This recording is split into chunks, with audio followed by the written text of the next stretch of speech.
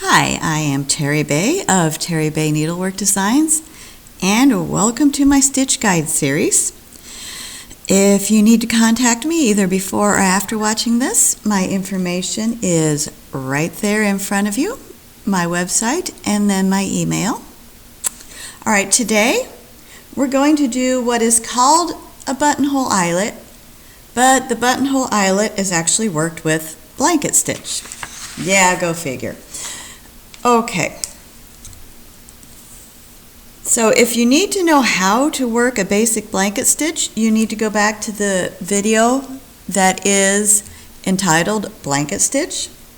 I'm not going to talk about how to form the actual stitch on this one, just how to form the eyelet.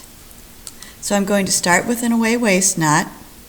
Now when you work eyelets in general, you should decide before you start whether you want to go clockwise or counterclockwise. Doesn't matter. Neither one is right nor wrong. It's up to personal preference. It's up to which hand you work with. But you pick one and you stick with it. You don't do some of them clockwise and some of them counterclockwise, because that just, it's a small difference in your needlework, but it is a noticeable difference. Okay, so this one I'm going to show you clockwise. Now on an eyelet, especially on this blanket eyelet, you want to make sure that the inner hole that we're pulling, and we're pulling hard to create a hole, you want it to be as nice and round as even as possible. You don't want it oval shaped or square shaped or anything else odd. So you need to concentrate on having a nice round center, and on this eyelet a nice round outer rim, and they need to line up with each other. Now this guy can be tricky. I have seen buttonhole eyelets that are egg shaped. I have seen them teardrop shaped. I have seen ovals. I have seen, just a myriad of shapes. This is one you'll probably need to practice a time or two, but enough talking. So you come up on the outer edge.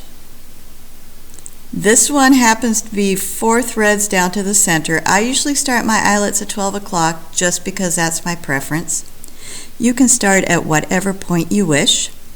So you're going to go down in the center, come up at the next outer edge, which is 1 thread over. So see, already I'm going at an angle. Make sure that thread is under your needle, holding that awkwardly, but you get the point. Just like the needle. And then you pull. Now notice when I am pulling in the direction of the stitch, the direction that the needle came out of the fabric, and also I am pulling low and close to my fabric. I'm not pulling with my thread coming up, low and close to the fabric. The thing you're trying to do when you pull is move your fabric threads to the side. If you pull up, all you do is make your fabric come upward, and then the threads go right back into place when you release. You need to pull low and close to your fabric. So there's stitch 1. Now if you watch the stitch on blanket stitch corners, doing a blanket stitch eyelet is pretty much like turning a corner and you never stop turning. So now our next outer edge is 1 thread over and 1 thread down. Harder to see on the front, easier to see on the back. Although we've only got 2 stitches in. Let me pull it through and then it'll be easier to see. I'm also going to move this a little closer yet. There we go. Once I get it pulled through, and again pulling low, close to my fabric, and keeping that thread just going straight up out of the fabric, the direction the needle was pointing. Now let's look at the back. So you can see how this stitch came over 1 and down 1. Next stitch does the same thing. And if you're looking off one of my charts, you'll be able to read it along with us. Again, over 1 thread and down 1 thread. thread under the needle, and then just pulling, keeping that angle going the same direction every time. Next stitch, down one and over one again, and if that loop gets in your way of your counting, just shove it out of your way, because once you take the needle, the thread under the needle, excuse me, I'll get my words right, it pops right back into place. Pulling through again, following the needle. Next stitch will be 4 threads straight out.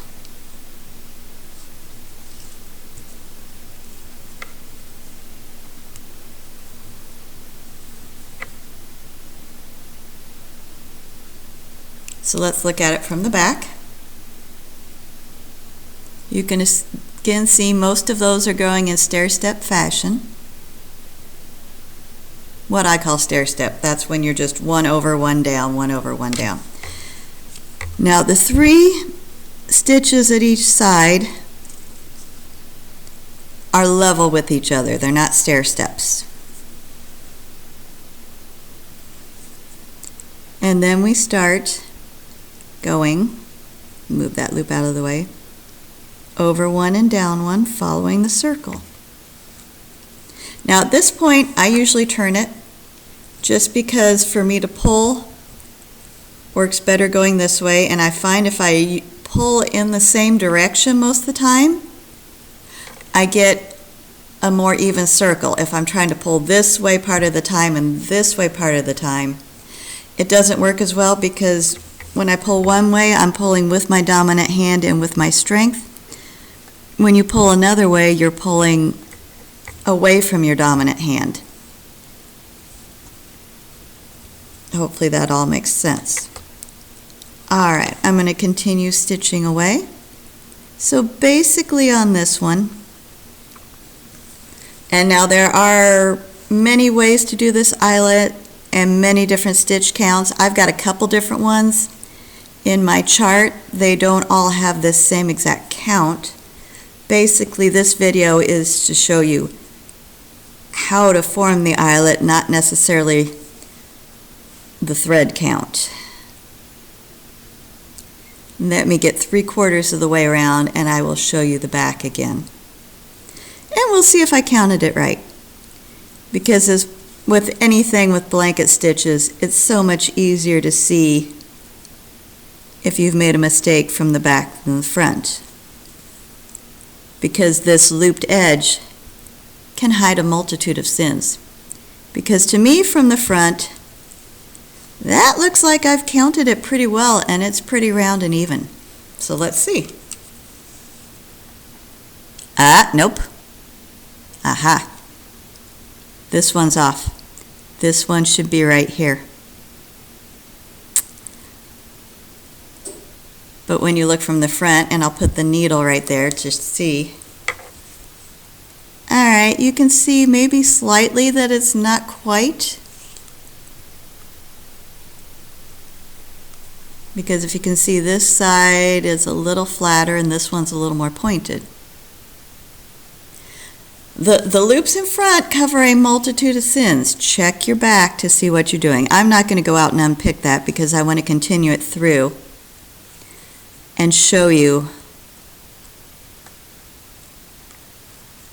how to end this thing, because ending it is kind of counterintuitive. It's not exactly what you think it should be. Because for every stitch now we've been going down in the center and coming up at the edge, correct? Yep. So now we get to the end. How do I finish this so that I keep all of my loops interlocked out here, because we don't want a gap where they're not locked, because you can see that, and getting all of the legs in place? Well, first thing, I take my needle and I try to shift that first one over a little bit as well as the last one to give my stitch a little place to go down to the center. And then you take your needle under the very first loop. This is like when we're joining a thread, if you watch that video.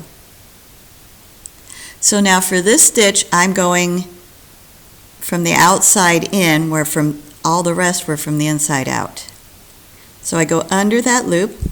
Now what I like to do, I think it helps me get a rounder circle and look better, is I kind of pull a little bit backwards on it, just to keep that loop from mashing shut. Then you take your thread down through the center. Also, the other thing I do is I will now grab onto this edge with my fingernail. So when I pull it through and straighten it out, I don't make the edge collapse on the other side. Then I will take my needle under some of my stitches and back, still holding on to the loop on front. Oh, and of course it knots. It always does this at the worst time, doesn't it? Thread can be evil. All right, so let's look at the front. Yep, that's a pretty good join. If you didn't know it was this one, you might be hard-pressed to tell, especially more after I play with it for a little bit. Yep.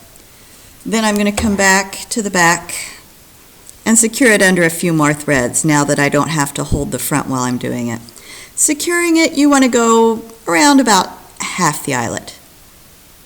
You don't have to go around the whole thing. And then I would snip off the away knot and secure that thread under the stitches and back too. Okay, so that is your basic buttonhole eyelet. There it is. Cute little thing, isn't it? Makes some people crazy. It will take practice to get a nice round hole here and a nice round here, and to get them symmetrical with each other, because it's real easy to get the inner hole offset from the outer. This one, just grab a spare piece of fabric and practice, practice, practice. Thanks for watching.